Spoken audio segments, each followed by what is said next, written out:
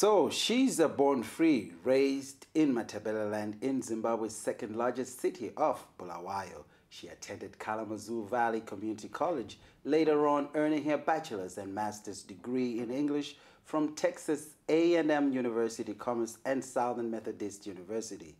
She also wields a master's degree in fine arts in creative writing from Cornell University, the place where her work was recognized with a Truman Capote Fellowship. In 2011, she was awarded the Caines Prize for a short story hitting Budapest. She has actually been nominated countless times and was awarded others, and only last week she clinched the prestigious Hemingway Foundation Pen Award. NoViolet joins us live in our studio. Hi and welcome. Hi. Okay, thank you for having me. Thank you for coming. I know it's been a hectic week. You actually were a special guest at BAM last night in Brooklyn Academy of Music. Can you tell us a bit of what was happening there?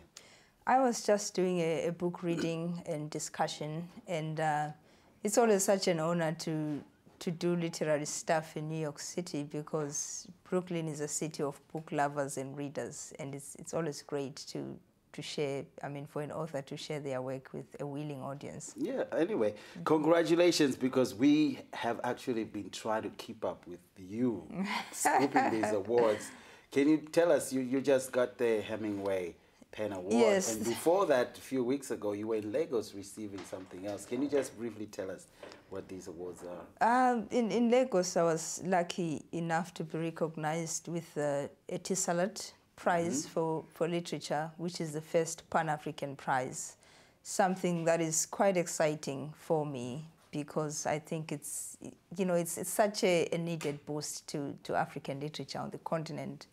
If you're looking at if you're looking at the kinds of awards and prizes that our writers get, most of them are really from outside. Right. So it's nice to have something at home, something from home, and I was with Yewande Omotosho and Karen Jennings from South Africa and Nigeria. And the pen Hemingway recognizes the first work. So again, it was an honor. Okay, so you've actually answered my second question, because I wanted to find out what all these accolades mean to you. So if you're saying that being recognized by some of your own instead of international awards, it's much better. The feeling is much better. All the recognition is great, but there's something very special about it coming from home, and I can only hope that it encourages more prizes to even come up for writers, both in and outside of African writers. Yeah. So, and this year seems like it's that golden year for the African women in general. I'm talking about Lupita Chimamanda, who actually won a prize also, and yourself. What do you think, is Africa having the best female writers?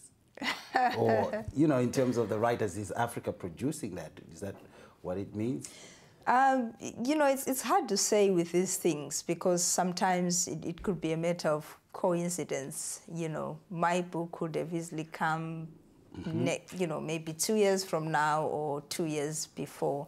But it's nice that writers like Chimamanda, Taye Selassie, Chinelo Baranda have all, in the past year had their books published. It's exciting for me to be part of this community of young African women writers. I know that term is even contested, right. But it's just great for me, and I hope it keeps encouraging people to write. Do we see any adaptation of your book, We Need New Names, into a film? Chimamanda is half of a Yellow Sun. The film is actually grossing wherever it's released.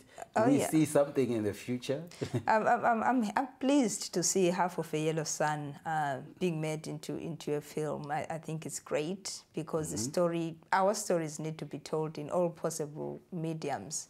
And nothing so far with We Need New Names. If it happens, that would be great. But if not, people will still be able to access the story through the written word. Okay, so the agents out there, she's waiting. So now let's try to define the African female writers. Chimamanda has brought up something which we might call feminist, stance or feminist agenda. For instance, where she refused to be called Mrs. Adije, and she says just refer to me as Miss. So, do you have an agenda like that, or a stance like that? No, it's interesting if even that is called an agenda.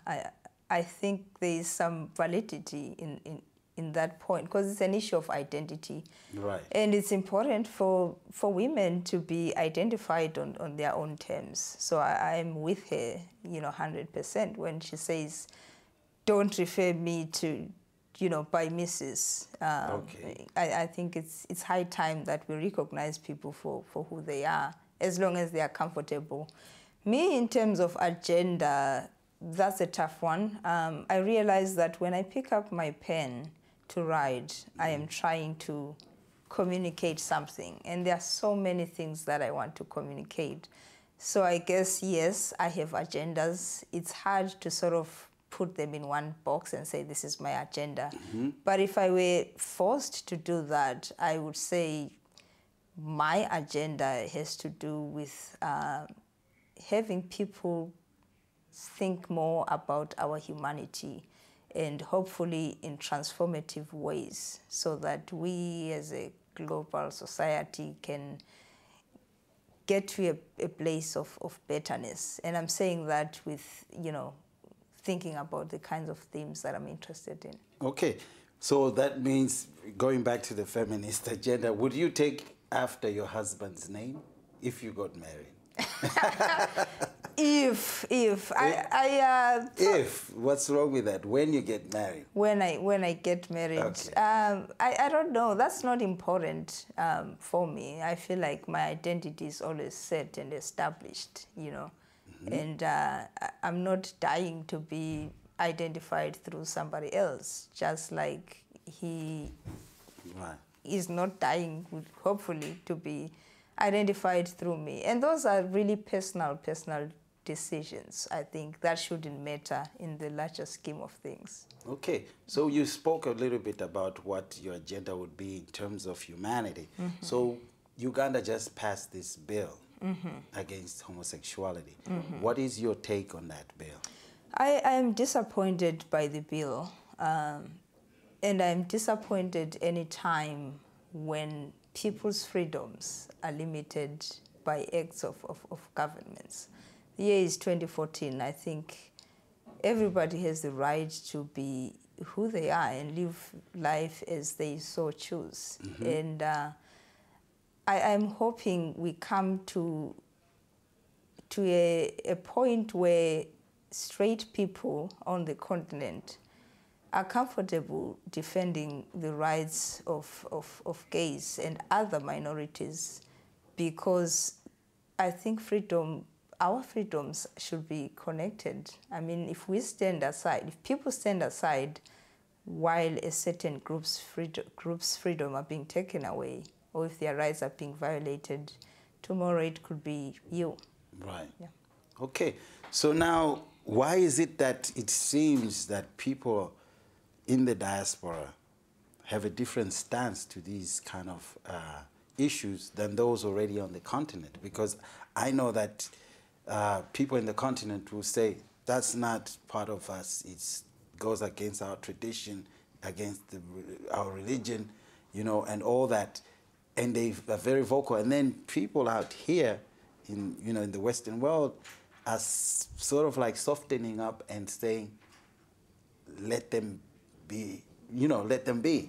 So why is it, do you think, that there's that difference?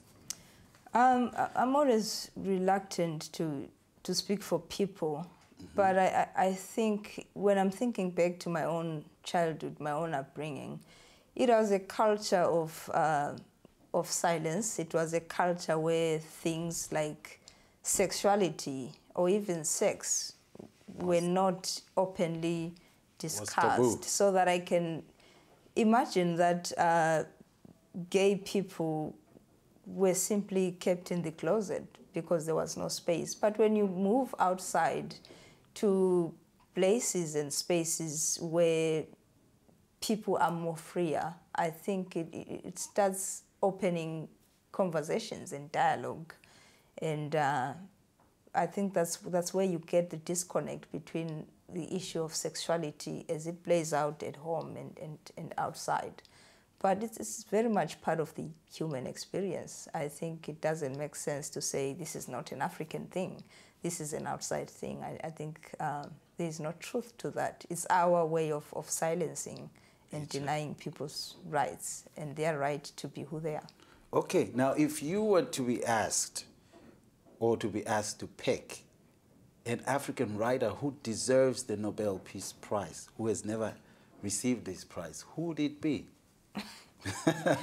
That's a hard one. That's a hard one. You can close your eyes and just think.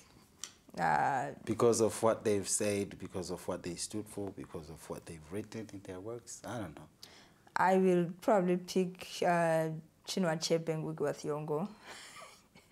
That's two in one. Yeah. Chinua had received it before, though. Oh, yes. Oh, he received it before. Ngugi Thiong'o. Okay. Anyway, in closing, what do you think you'll be doing at 90 years old? Do you think you'll be retired, relaxed, not working, just taking it easy? At 90 years old, I doubt I'd still be living. Oh. Yeah. Okay.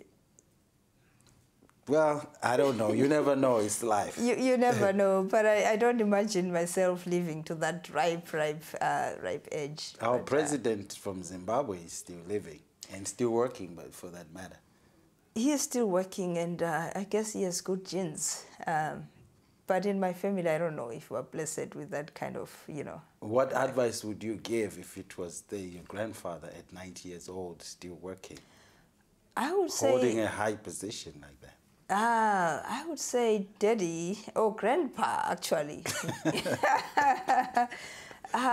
Maybe retire and enjoy life, your day-to-day life. Feel what it is like to wake up and, just enjoy being at home and let other people come in, There's a saying in my language that speaks to, dancing and leaving the stage for other dancers.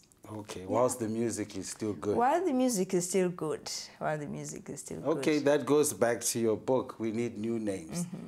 It can be interpreted in so many different ways. So I'm glad that the book has been doing great and people have been receiving it to the extent at which you've been actually awarded these prestigious prizes.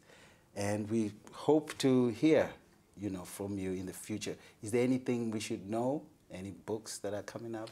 I'm reluctant to talk about projects that are in the works because things change. But hopefully in the future, I give you guys something else to read. Okay, thank you very much.